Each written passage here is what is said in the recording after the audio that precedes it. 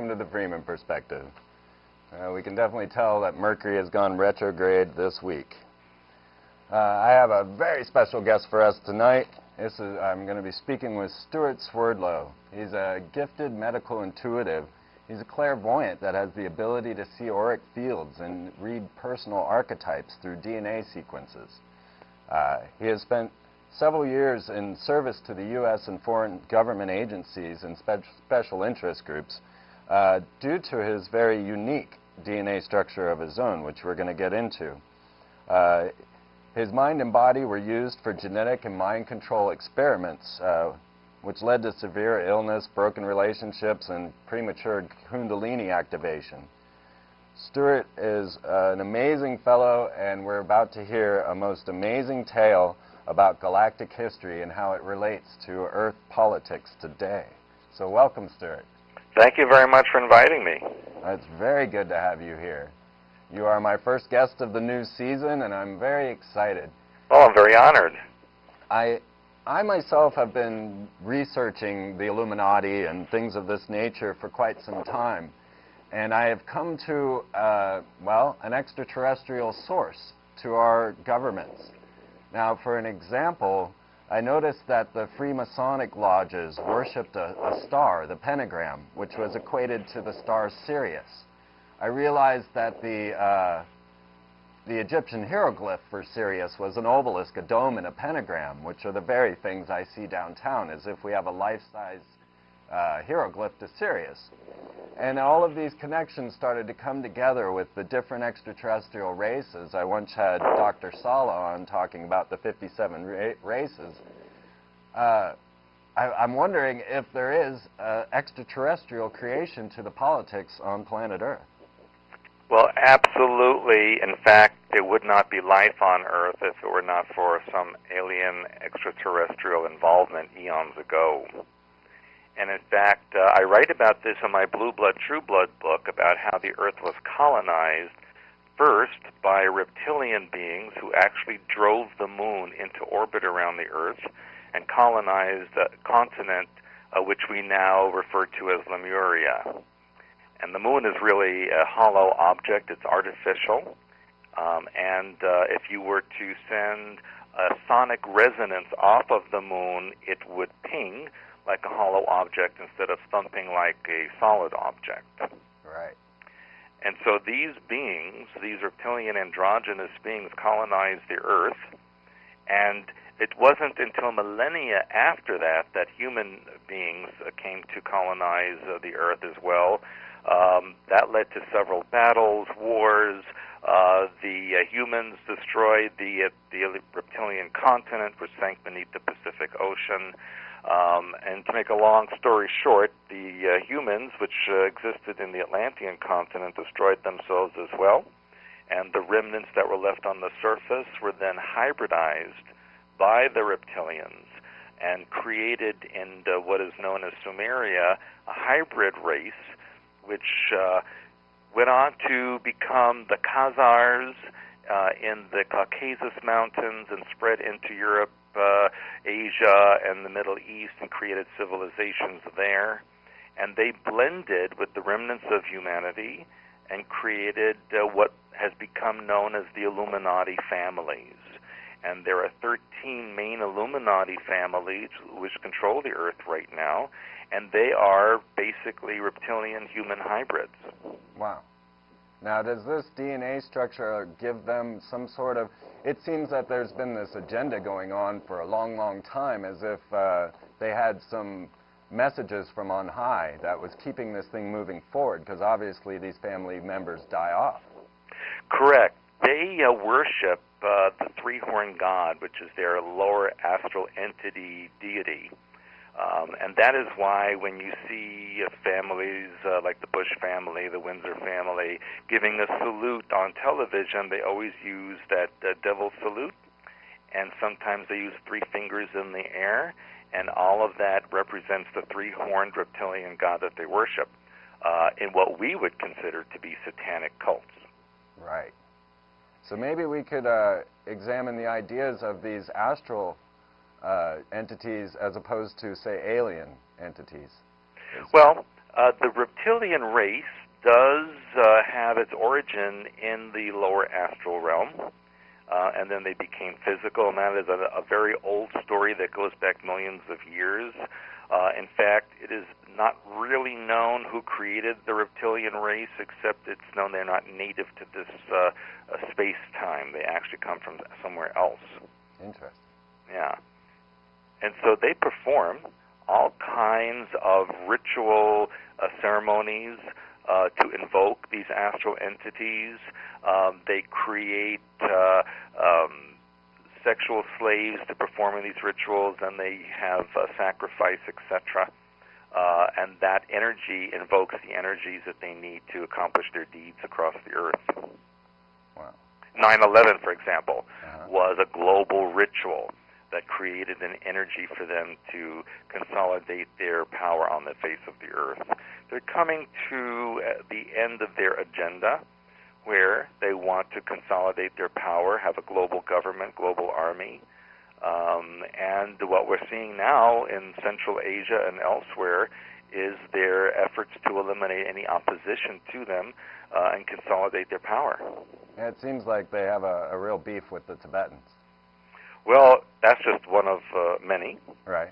Of course, if you look at the ancestry and cultures of many of these civilizations that are supposedly against the Illuminati, they all have their different origins from different alien interventions at different times on the earth.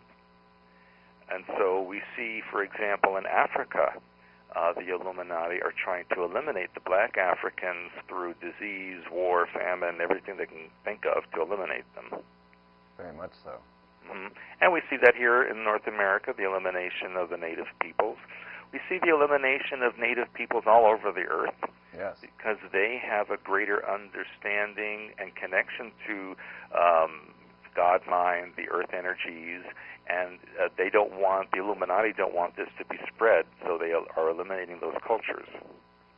Now, I was speaking with a catalyst architect that worked on the World Trade, specifically on the Twin Towers, and he was fired for going against the particular symbolism they were trying to inculcate in those buildings.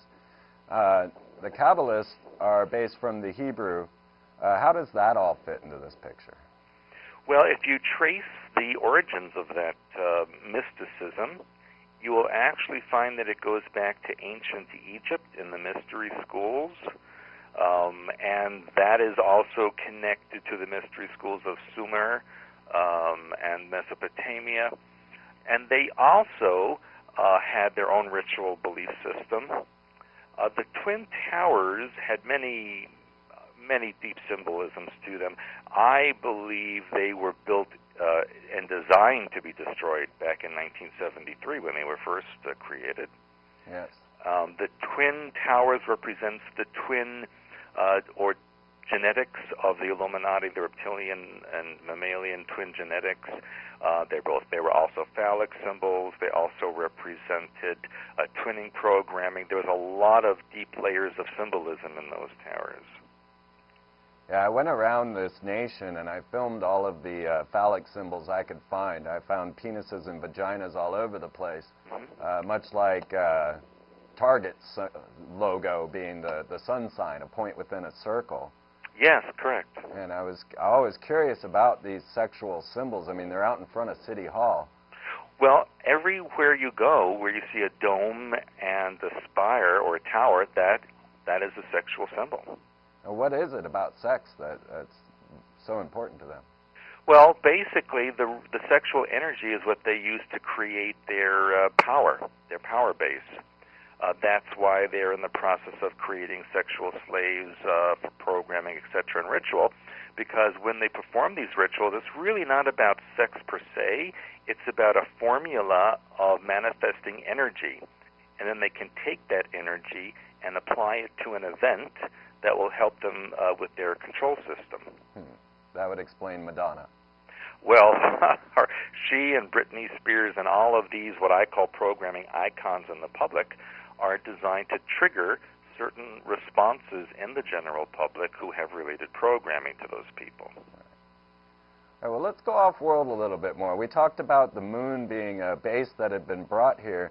Now, I know that Mars's moons didn't arrive, or at least weren't spotted from Earth, until 1877.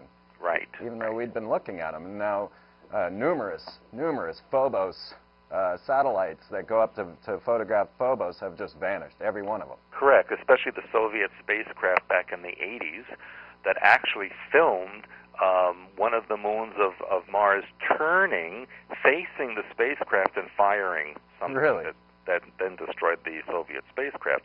And I remember back in the late 80s, I was contacted by a Soviet cosmonaut, Marina Popovich, who asked me if I knew why the Soviet spacecraft were destroyed.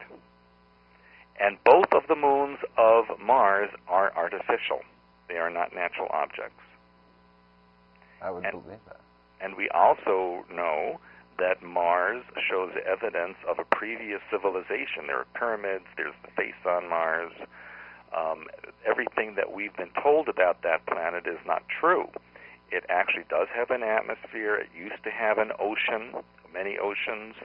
To this very day, you can see with a telescope that there are seasons where the polar ice caps start to melt, and then there's a green belt that forms at both the north and south hemispheres. Yeah, they're doing a lot to keep that from the public eye. That's correct. And even the moon has a basic atmosphere.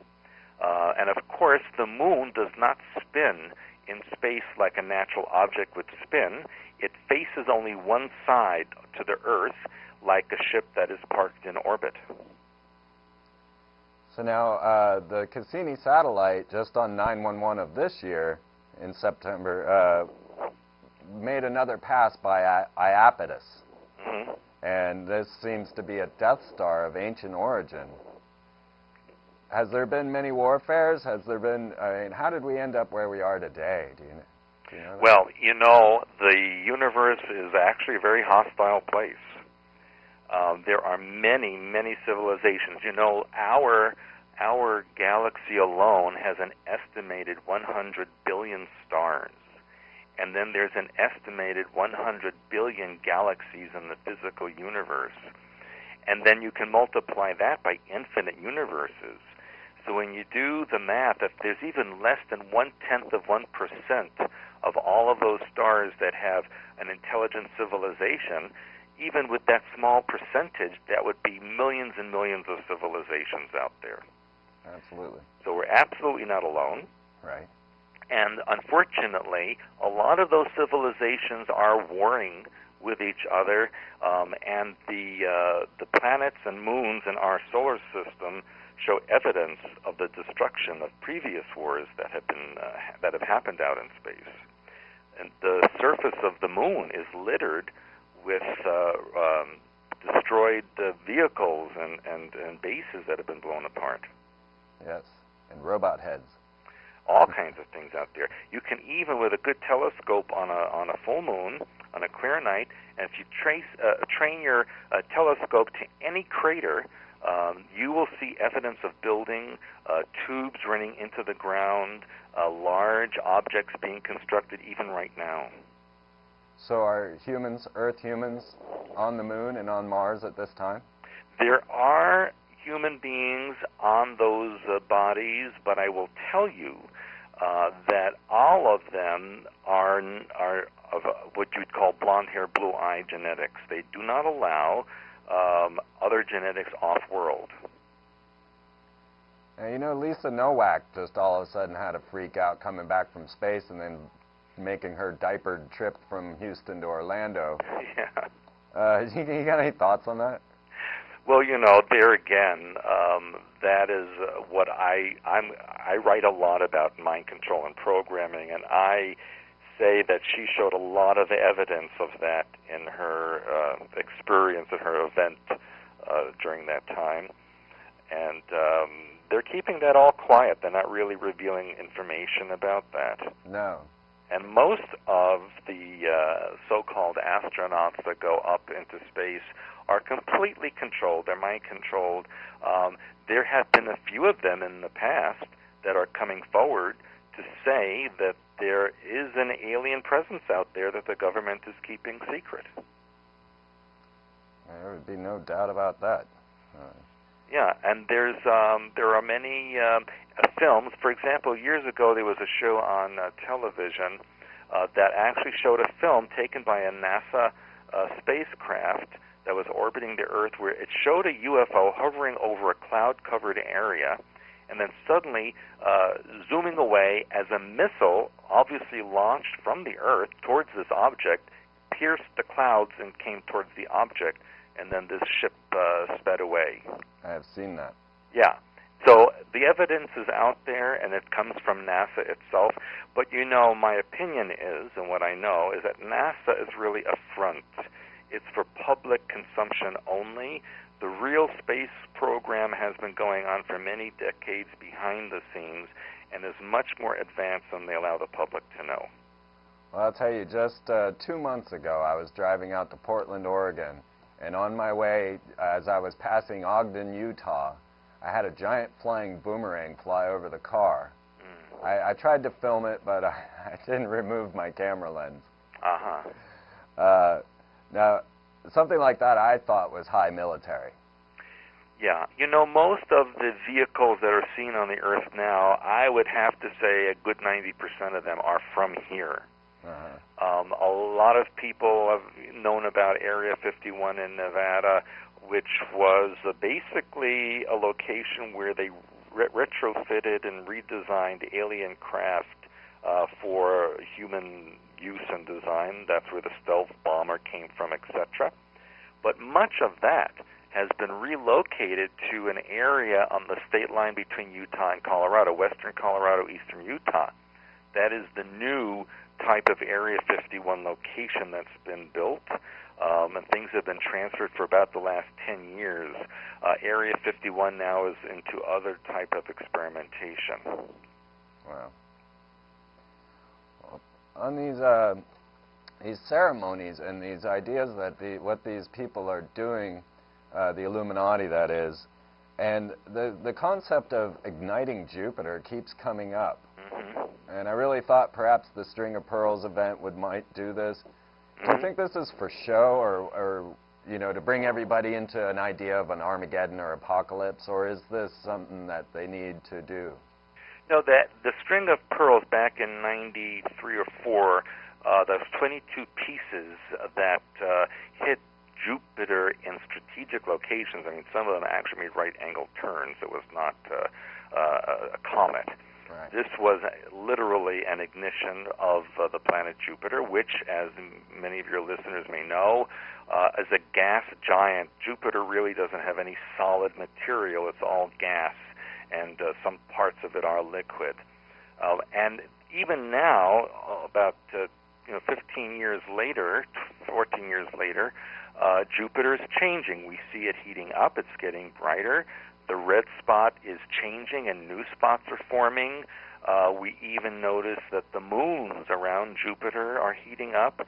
It has even had an effect on Saturn and the moons around Saturn.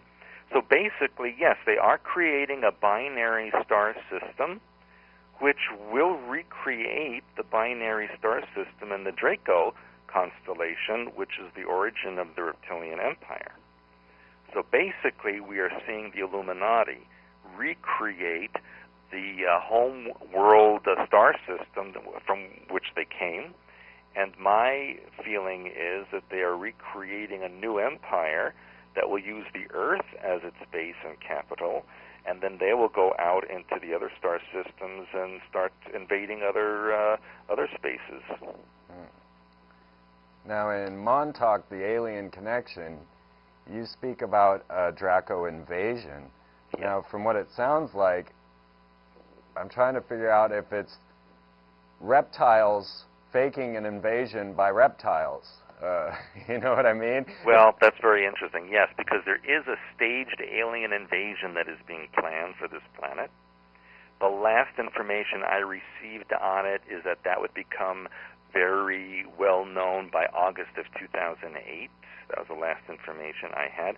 And we're seeing in the last couple of years and a lot this year, a lot of alien/space information being given out on the conventional media. Absolutely. It's no longer something that's in the back rooms or conspiracy magazines. You see CNN and AOL reporting, UFOs by airline pilots in the UK, these strange meteors that fell in South America. All this type of strange space information now is on conventional media. And when I saw Fife Symington, the former governor of Arizona, come forward and say that craft he saw was otherworldly. That's correct. But before that, he was ridiculing the public and dressing his aide up as a gray. Yes, I remember that, and now he's saying that he actually knows it came from somewhere else, not from this planet. Yeah. And there's even an airline pilot who was camping out on a mountaintop near Phoenix at the time, who now comes forward and says that he saw the object up close and could see through the portals or windows in this object reptilian-looking beings. And I believe that he is from quite a major airline. So he says his observations are based on his knowledge of aeronautics. So yes, we're getting a lot of conventional confirmation of this now. And I think we're going to see more and more of this through the autumn and winter of this year, and they'll start building and building through spring and summer, so that by the end of next summer, they may very well say that there's some alien force out there which is trying to contact or actually attack the Earth. In that way, they create fear globally, and that can promote and help the formation or the acceptance of a global government publicly, because all the governments then would have to join together to fight this common enemy, which is what former President Reagan had said in 1988 at the UN. If the Earth was confronted by this alien force, that was a problem, that we'd all have to unite. Yes, he did. Yeah, and that's exactly what we're seeing happening. Yes. And strange enough, that I'm one that is willing and even believes that our leaders are 50-50 reptiles. I look into their eyes and I see no soul. Oh, well, I'll tell you what, they are quite devious. And all of the leaders, of the United States and Britain, most of the Illuminati elite are related to one another in one way or another through history. Right. So they're basically one big family. Now, when you throw a bunch of reptiles in a pit together, they don't help each other get out. They kind of fight and try to kill one another. So the Illuminati families do fight amongst each other, even though they have a common goal. So I think that our advantage is to go through the cracks in these fights where their agenda maybe has some loopholes in it, and we can widen those gaps and try to take control for ourselves. It's going to be an interesting struggle. Now, I'm right along with you on the mind pattern programming as far as us manifesting our own reality. It seems that that's our one hope in this scenario, is that perhaps we can get our brains around a peaceful idea. Well, that's I say that humanity as a species has a victimization mentality. And that victimization mentality attracts tyrants and oppressors. So, honestly, we are responsible for what is happening on the Earth, even though we may not be physically doing things to hurt other people. Our mind patterns of victimization are allowing this to occur. So the work that I do is to teach people to release that victimization mentality so that there's no longer a need to have these kind of tyrants on the Earth. And, we must take responsibility. That's a big factor in humanity. My issue is when I look around and I see people, and I travel globally, I'm kind of disappointed in the attitudes of the general public, because most of them just go along literally with the program. Whatever the news and their government tells them, that's what they follow. They're afraid to make changes. They're afraid to ask questions, and they wear blinders. Absolutely. And so it's a bit disappointing to see that people aren't motivated to make major changes. Well, I tossed a video that came my way from YouTube with a Fox News reporter morphing into a reptile. And I tossed it out to my email list just to see what type of response. And I got some very, very angry responses. Yes. It's as if people will just fight tooth and nail to keep things the way they are. Well, you know, most people, I find, are more interested in how much they're going to pay for gasoline, how they're going to pay their mortgage, what their title is at work. That's the kind of worries and concerns they have. They don't care who's running the show in the government. They don't care what's going on in another part of the world. They're not concerned about volcanoes and earthquakes going off. They just care about what's going on in their own backyard, literally. No doubt about that. Anytime I try to bring up any topic of worth, I find that it gets derailed over to just inanities. It's a difficult thing. That's true. But you know, the government we have now, and our fearless leader in the White House right now, is really getting so extreme in action that I think that people are starting to say, hey, what the heck is going on? This guy's crazy. Something's not right. No, it's not. You know, but then the question is, even though they may have that realization, what are they going to do about it? Right. And I believe that's where your hyperspace helper comes into hand. Because it's mostly in our heads that we must address this thing. That's correct. The battle has to be inside our minds. Because that's where it is. They want to create a robot society that doesn't question anything. They've almost got it. They pretty much do, you know. I mean, you go out there, especially if you're in a conservative area where I live, most people don't question what the government says. They just believe whatever's on the news because it's so much easier that way.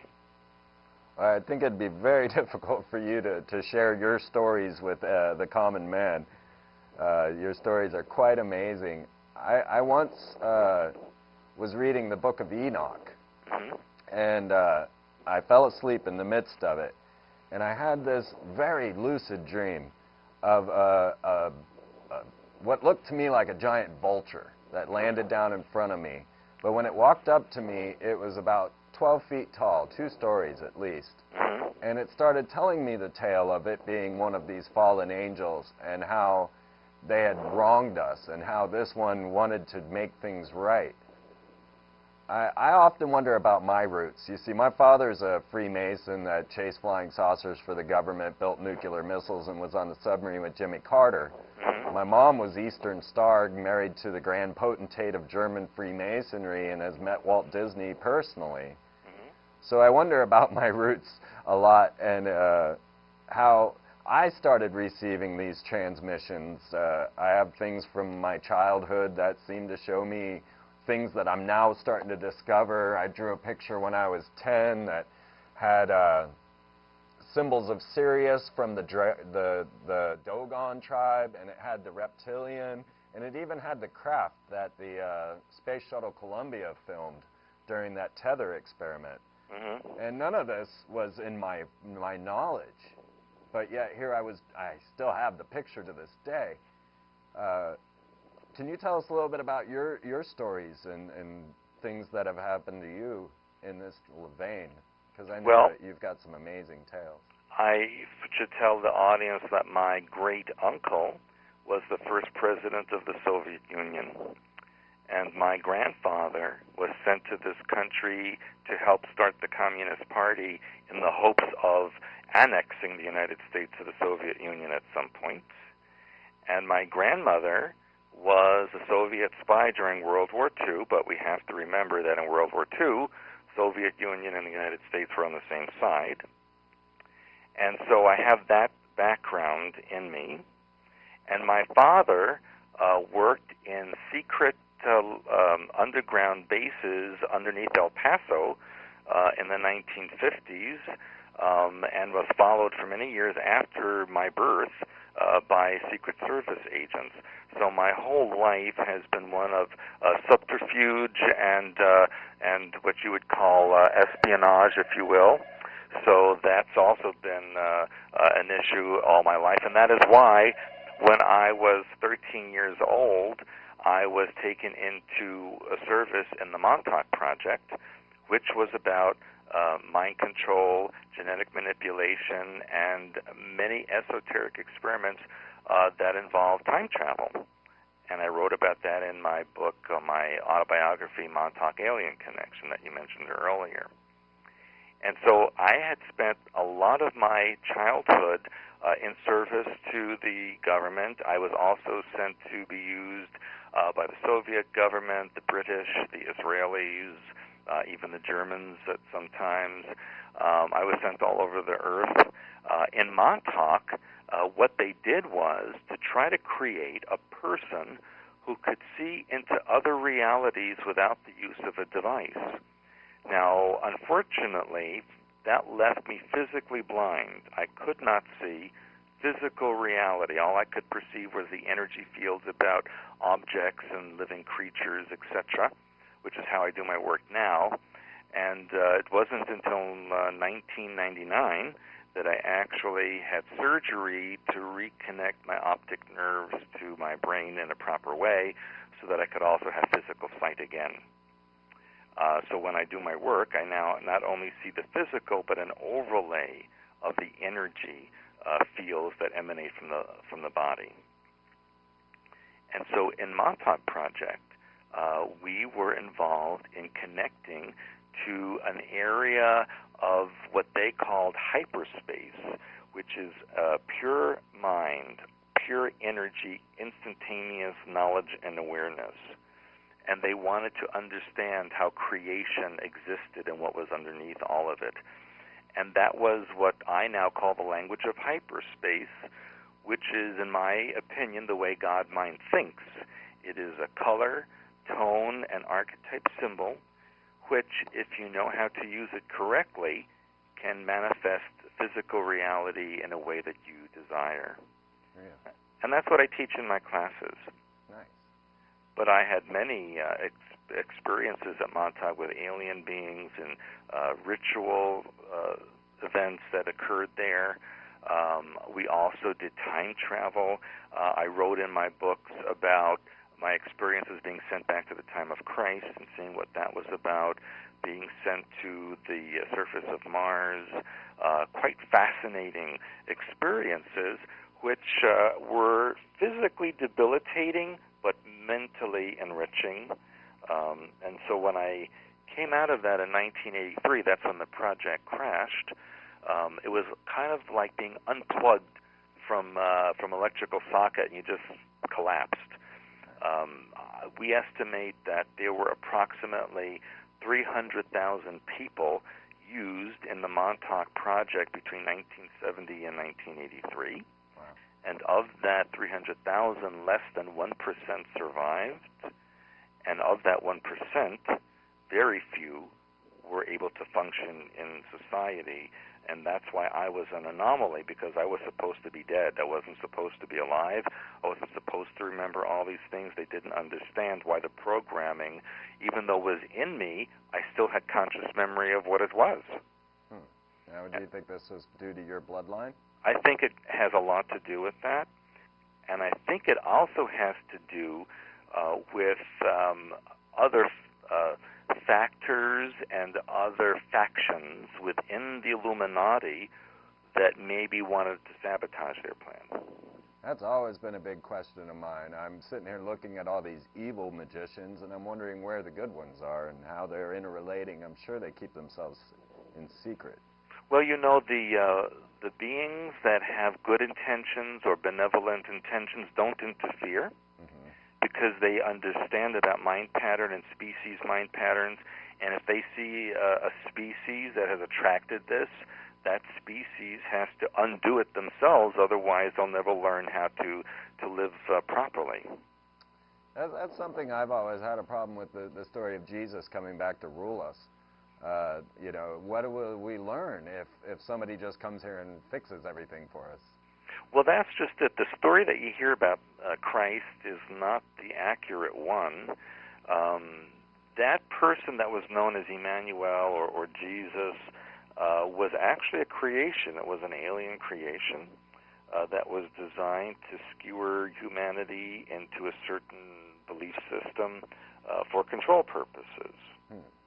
And we're seeing now the government planning a staged second coming with a cloned Christ that will be genetically connected to the original one. Wow. And that would probably explain why they're coming forward now saying that the Shroud of Turin is actually correct. Right. And I've written about that because, as you remember, it was proven years ago to be or they said it was a hoax that was created in the Middle Ages. And then there was this fire in the Church of Turin, and the shroud vanished. And then a few years later, all of a sudden, it reappeared, at least a part of it reappeared, in Hebrew University in Jerusalem, of all places. And then they said that tests on the shroud showed that it contained pollen samples that were 2,000 years old and could have only come from the Middle East at that time. So, in effect, re-verifying the authenticity of the shroud.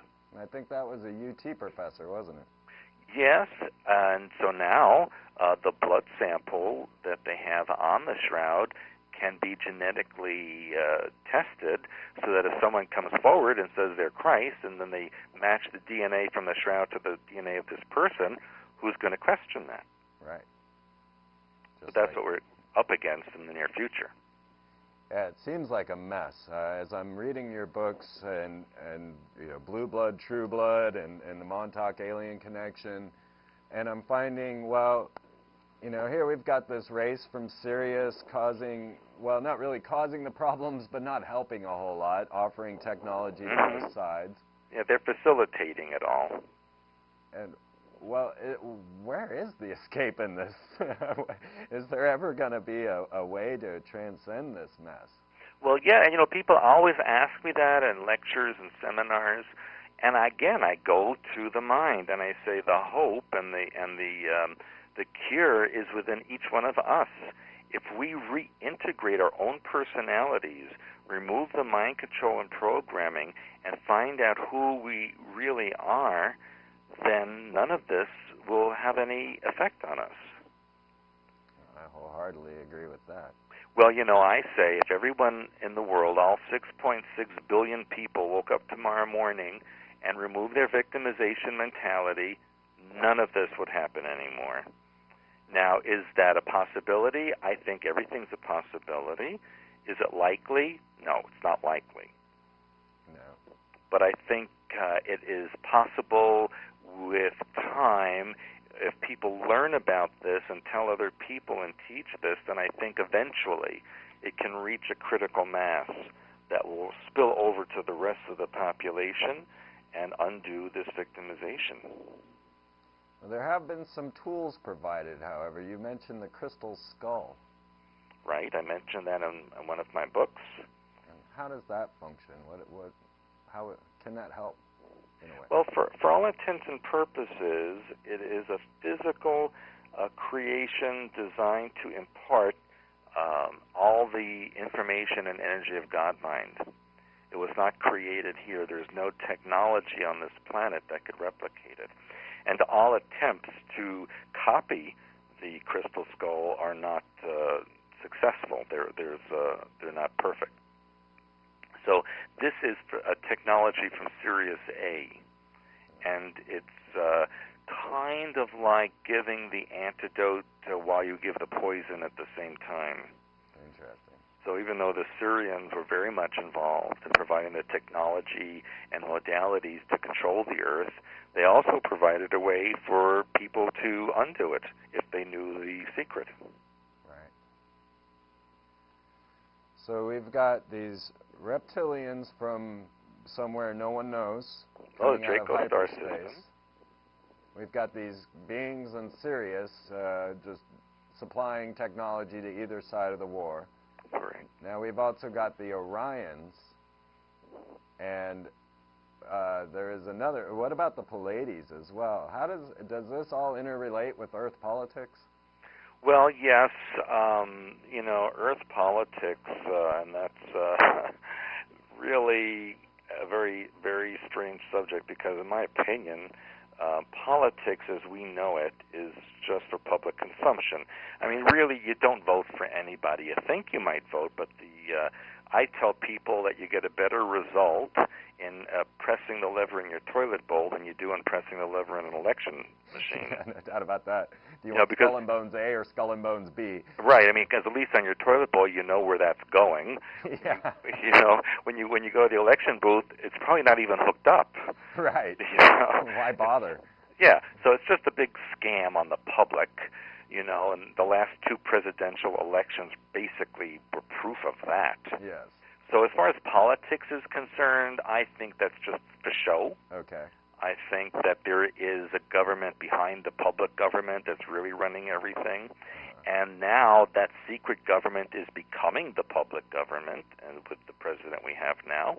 Right. And most of, if not all, of Congress and Senate are aware of it.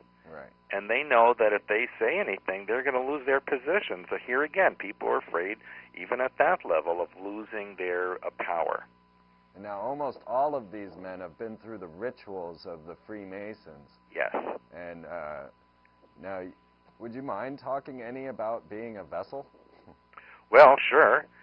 Basically, it involves being sexually opened up so that the energy of the body can then incorporate a lower astral entity. So in effect, the person in the ritual becomes what they call the vessel, which contains the astral entity, and then the participants in the ritual perform sexual acts with that vessel in order to get the energy of the entity. And that is a very common ritual for the Illuminati. And then it ends up involving a bit of blood, too, I imagine. Yes, because what happens then is the vessel becomes sanctified because it has incorporated this astral entity, and very often at the end of the ceremony, the vessel is sacrificed so that the blood and hormones of that person, now infused with the energy of the astral god, can be consumed by the participants in the ritual. Wow. And then they gain the energy that way. Amazing. Yeah, and that is a very mild version that I'm describing to you about the kind of rituals that go on. Many of these rituals are quite complicated and intricate and involve a lot of abuse of every kind. It's hard to think that beings could do that to other beings, but that comes from a human perspective. Right, and you know, that's the whole thing, because from the Illuminati perspective, they're doing what they consider God's work. I've thought that at times. You know, because I look at it from a reptilian perspective. If you are an androgynous reptilian being, you know, no sexual identity, completely neutral, to them, that means they are more like God mind than human beings, because human beings have to be sexually differentiated, whereas in non-physical reality, there is no differentiation like that, so they feel they're more advanced. Plus, reptilian genetics, over time, stays pretty much the same. It doesn't change, whereas mammalian genetics has to adapt through evolution over time. So from the reptilian viewpoint, they feel superior because they don't have to change, and they consider mammalians inferior because they constantly have to adapt. Right. So their agenda is to go through the universe and dominate and assimilate all these so-called inferior creatures in order to organize the universe for God mind. That's what they feel is the correct thing to do. Right. And now many of their rituals and their sacrifices are done to very specific astronomical dates or symbols. Yes. Is there a timeline that you know of? Is there something major coming here real soon? Well, you know, everybody talks about that 2012 date, which, you know, in the Mayan calendar, there were several cataclysm or ending dates over their history, but people need to realize that those dates or cataclysms were closely associated with sunspot or solar activity. Yes. And we are now in a very major solar event. And that it's in an 11-year cycle, right, which will have reached a crescendo in 2012. Right. So the government has used this as a mind control or programming icon to create fear in the population, so that between now and then they can impose certain rules and regulations that will, in the people's opinion, mitigate the damaging effects. But really, 2012 to the Illuminati is their agenda for completing the complete domination of the Earth. Yes. It has nothing to do with the end. The Earth won't end in 2012. Right. Of course not. Right. No, just the way of life will change. Correct. The way we know it. Now, with these massive solar eruptions, which were 300 times what any of the scientists had predicted, at the same time, they're developing technology like HAARP and shooting ultra-low frequency waves up into the ionosphere. Yes. What do you think about HAARP? Well, HAARP has many functions now. It is designed, as you mentioned, to go into the ionosphere and create a shield or electronic shield around the Earth. Has two effects: to keeps what's on the Earth in, and it keeps outside things out. So it's basically creating a force field. It's being enhanced by the chemtrails that you see pretty much every day out there, which is creating. It's creating a web around the Earth that enhances the ionosphere control shield. So, and also descends viruses and bacteria to the Earth, which is really what's going on as far as species being killed and people being changed. It has nothing to do with global warming. There really is no global warming. That is another scam on the public to create fear. Right. In fact, I was very happy to see on the news recently that a high court judge said that Al Gore has no permission to distribute his Inconvenient Truth movie to schools because he found 9 glaring scientific errors that he wants Gore to explain. Well, wait a minute. He's going to get the Nobel Peace Prize. Well, it's, the one old boy smacking the back of the other old boy. No doubt about that. No, the Nobel Peace Prize is meaningless in my opinion. Yeah. All of those are. Definitely being facetious there. Yes, absolutely. The funniest thing is when Gore said that he in the movie he shows 4 polar bears that drowned in the Arctic Sea because the ice had melted and they couldn't reach the other side. That wasn't true. Those polar bears were caught up in a storm that swamped them with water and they drowned. It had nothing to do with ice. Yeah.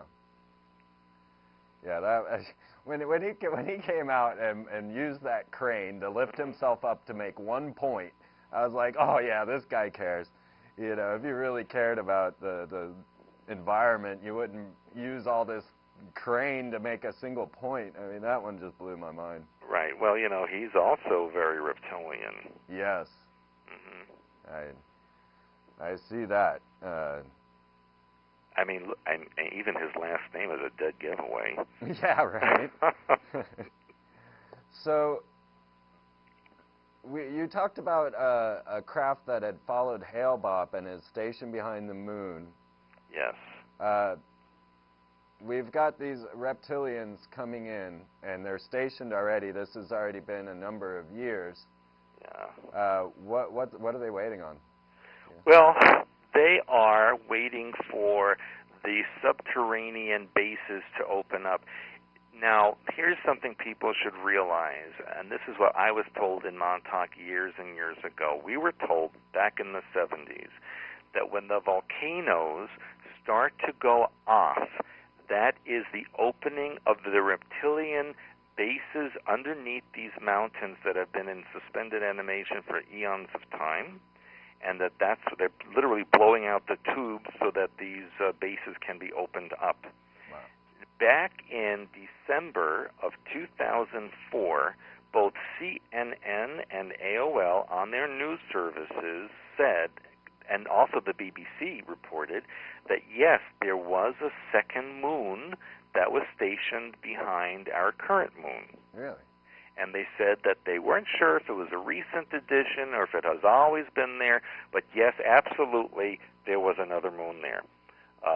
So they point blank stated it, and then as usual, they make an announcement, and then within a few days they drop the information and it's not there anymore. I've often thought this was part of the ritual, that they would have to get our own free will acceptance to these things, and so then they put them out to us to allow us to agree, even if it's in a movie or something, and then we agree to it, and then it goes forward. It seems as if there's a free will barrier that must be crossed. That's correct, because that's their legal out. If they can always say, well, we told you what we were going to do. You know, here it was a little blurb, you know, in the back of the newspaper. It's not our fault you didn't see it. Right.